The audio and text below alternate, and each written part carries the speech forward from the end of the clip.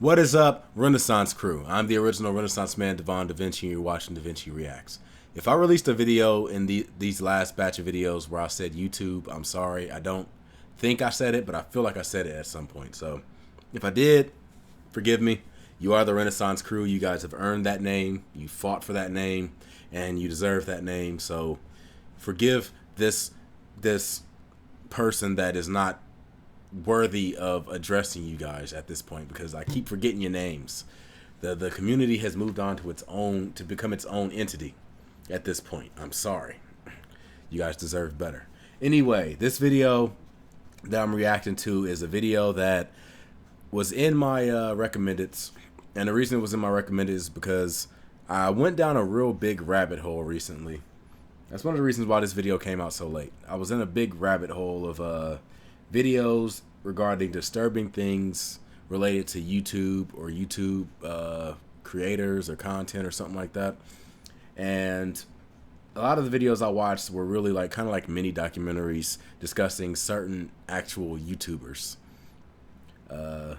It tackled a lot of stuff that happened in the early ages of YouTube. I'm talking about like back in the 2006, 2007, before there was like a YouTube police, before Google got connected with YouTube really, and they call it the Wild West of YouTube, or the Wild West age of YouTube. This video was done by Nexpo. They do a lot of videos related to things like this. Like I said, those documentary style videos I was talking about. There's other YouTubers that do it also, but this was one of them that stuck out to me. This video is called The Dark Side of Reddit. So it's not necessarily tied to YouTube, but it's still tied to the internet community, and YouTube, Reddit, 4chan, all these things are kind of connected in some way. Anyway, let's go ahead and check this out and see what it has to offer. Because I go to Reddit every once in a while. I don't do a lot of Reddit, but whenever I'm bored and there's nothing on YouTube or any other areas, sometime I'll run over to Reddit and check out what's going on. But let's go ahead and check this out and see what it has to offer. Last night, we told you the chilling story of a Quebec woman arrested for hacking into people's personal computers and spying on them through their webcams. It's not the only creepy thing hackers can do. In fact, right now, a website out of Russia is streaming hacked security cameras and webcams in dozens here in Canada. National Health Service demanding ransom. The website broadcasts pictures from tens of thousands of private web cameras peering into the lives of unsuspecting victims across the globe. I haven't seen a TV like this in a long time. In Wi-Fi, keep in mind that someone may be watching you. Boom, boom, boom, boom, boom, boom, boom, boom, boom.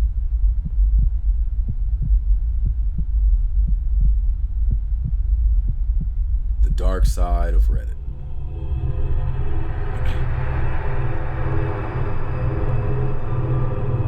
Reddit is one of the biggest forums on the internet today, and as of 2016, the site has amassed over 236 million unique viewers with over 8 billion page views per month. Arrested for using $2 bills at Best Buy. That with all the posts and conversations taking place there on a daily basis, there's bound to be some weird and disturbing stuff hidden beneath the surface and waiting to be found.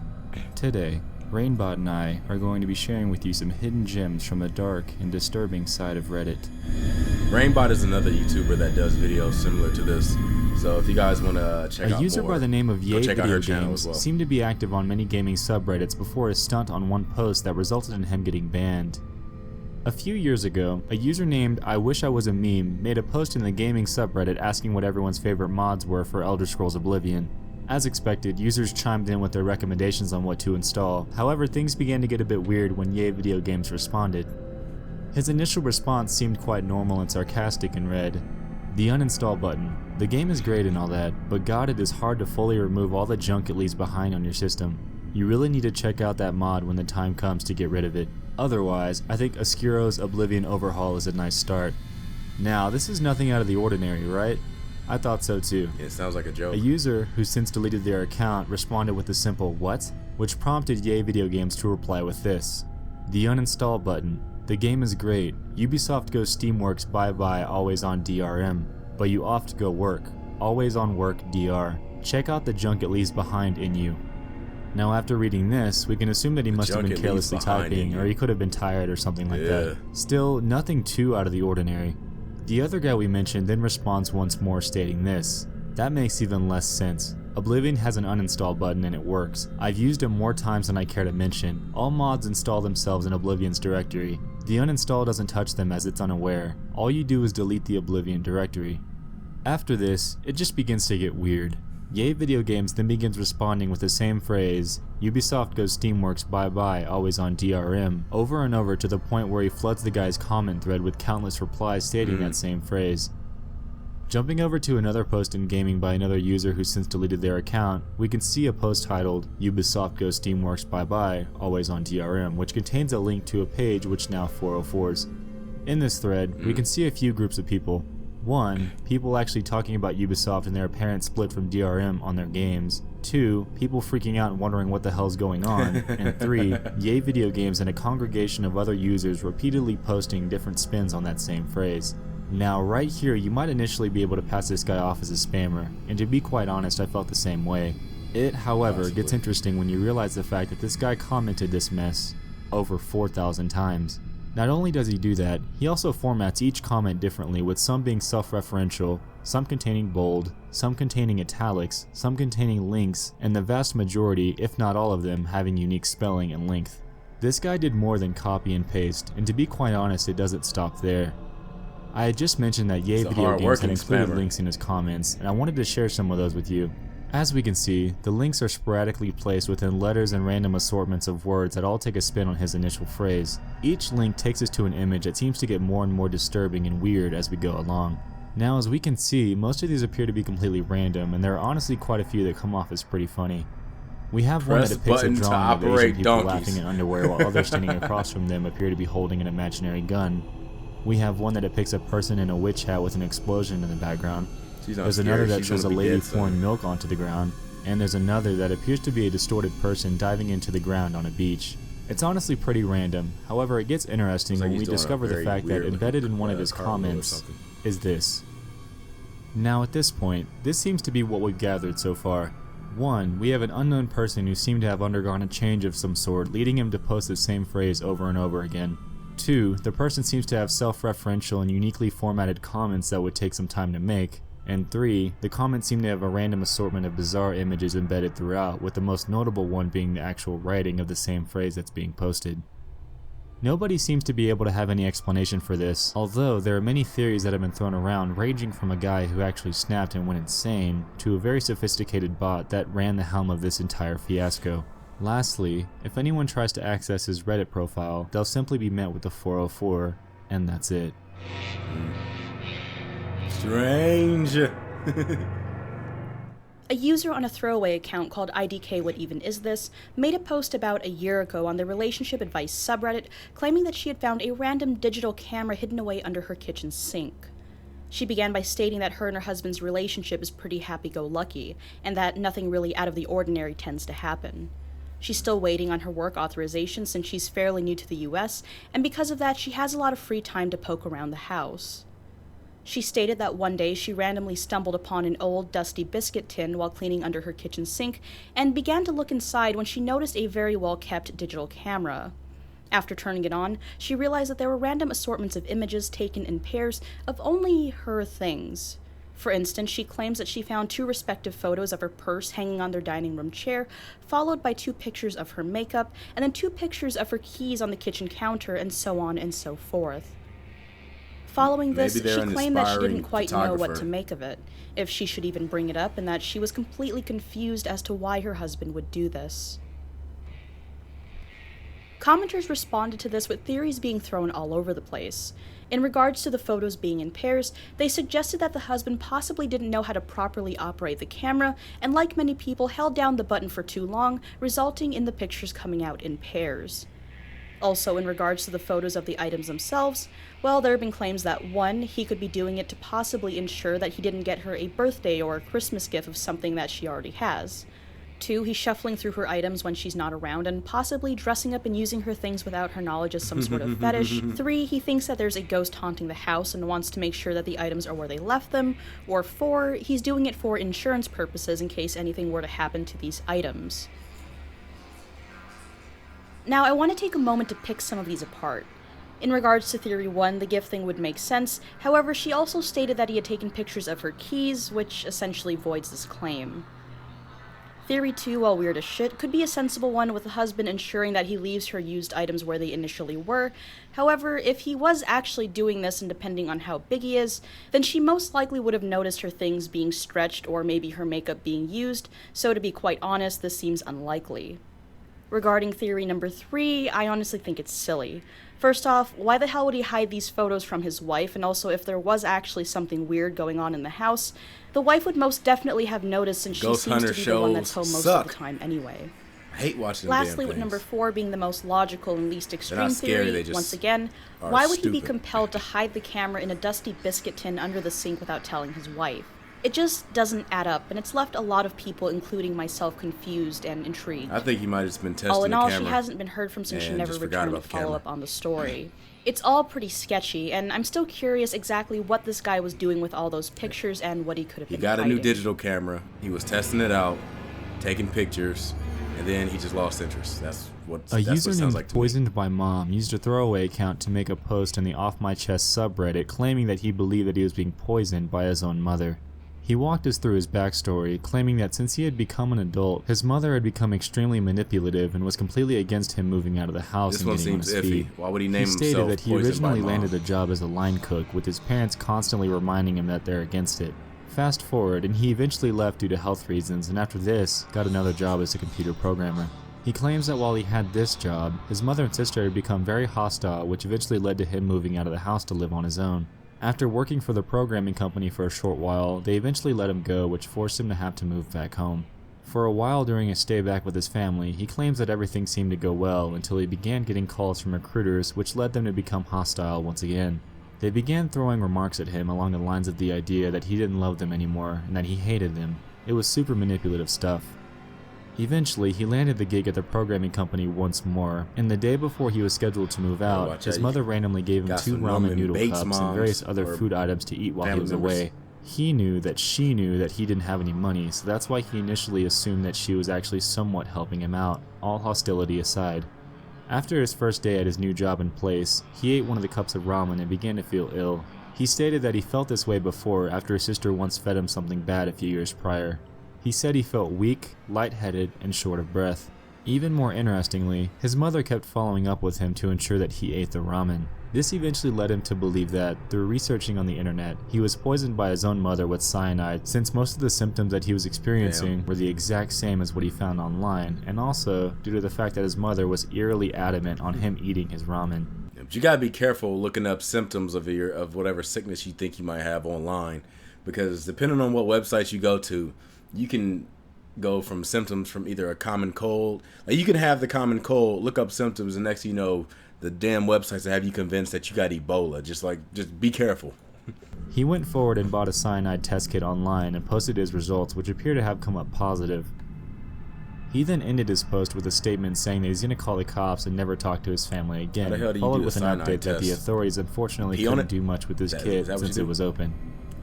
A few months later, he posted another update claiming that he was living out of a cheap motel in Kansas and that apparently his mother had somehow found him and called the motel.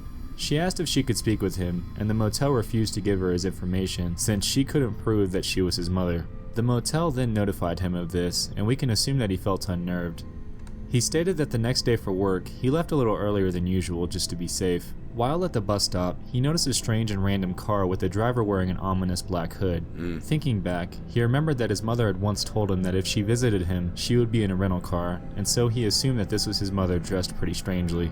After catching a glimpse of her face, he knew for sure that it was her, and she kept signaling for him to come closer to her, and that she only wanted a hug. He quickly refused and proceeded to take another bus to his job, as she knows where his usual stop is now. After this, he then closed his last post by asking for advice and if there are any other programming job openings around the area in hopes of being able to move. His very last update was in a comment with him claiming that he did in fact find another job and is now living out of state in much better health. The creepiest part about this entire story is the fact that his mother, his own flesh and blood, attempted to manipulate him into staying home and living with her and her husband indefinitely. Generally, the very premise of someone's child getting on their feet and growing up as an adult is usually applauded by the parents. However, as we can see with our victim, this was definitely not the case. I mean, based on what the story said, if this story is true, because I don't think the story is true for a second, mainly because the guy named himself Poisoned by Mom. It seems, I don't want to make a messed up joke, but it's like somebody naming themselves Raped by Brother, and then their damn stories are about being raped by their brother. Like, it doesn't make sense. Why would you take a traumatic experience and just like identify yourself as it?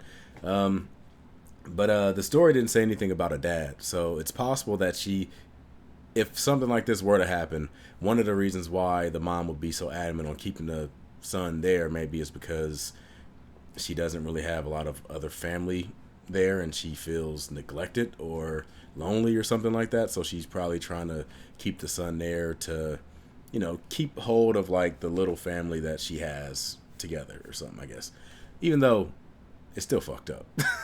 Leave her ass immediately. Run. Furthermore, the fact that his own mother poisoned him for being successful and having the ability to move out on his own is astonishing to me. It's one thing to be disappointed and manipulative toward your child, however, it's a completely different story when you come to determine the fact that they attempted to kill him. With proper evidence, this family could be put in prison or jail. However, due to the unfortunate circumstances surrounding this, our victim can do nothing but cut them off and live his own separate life entirely. Controllable webcams.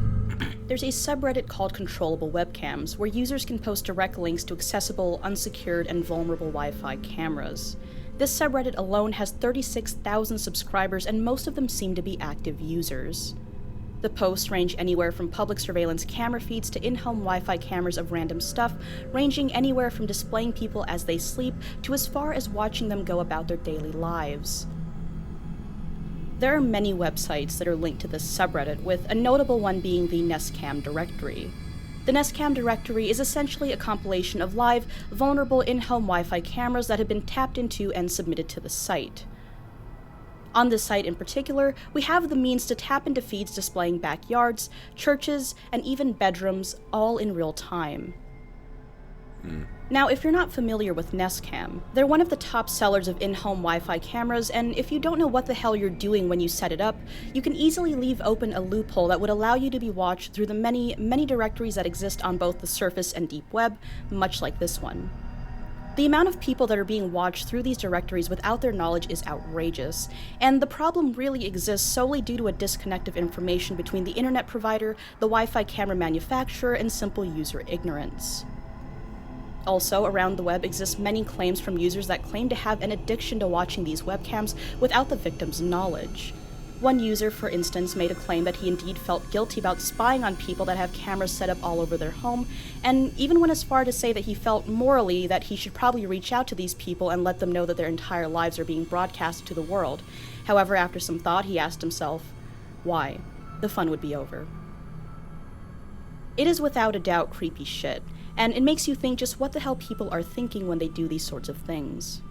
This Reddit community, however, is just a tiny implication of a much larger following that exists on the internet today. There are, in fact, many, many more hidden websites and directories out there that have surprisingly large user bases. If you do any sort of digging on the subject, you'll be shocked at just how much you can really find out there. All in all, people tend to forget that anytime you use your phone, a camera is being centered upon your face, and this could be tapped into at any time. The same goes for your laptop and any other smart device that you may own. You can't be too safe these days, and if you've ever made fun of someone who has their laptop cameras covered or anything like that, I'd think about that for a minute and consider the fact that you could someday stumble upon a feed of yourself somewhere out there. Yeah, I was kind of taught about webcams that you should always cover them up and things like that. So, like, I have a webcam that I use when I do live streams for video games. Whenever I'm not using it, that motherfucker is unplugged. Or if it is plugged in, it's turned in a completely different direction where it's not filming anything. So, there's that. Always make sure that whenever you get some type of new form of technology, you learn about it and try to figure out ways that you can properly install it, use it, and you have complete control over it. Because if you don't, then you could make yourself vulnerable for all kinds of things. As we said before, Reddit is one of the largest forums on the internet today, and like we just discussed, there's clearly a disturbing and dark side to the site. We hope you all enjoyed this, and I wanted to give a very huge and special thank you to Rainbot for joining me in this project. Be sure to go over to her channel as well and give her some love, and a big thank you also. Anyway, like always, keep throwing me your creepiest suggestions of videos, internet posts, and websites, and I'll be sure to look into them. Thank you so much for watching. I love you all, and once again, good night.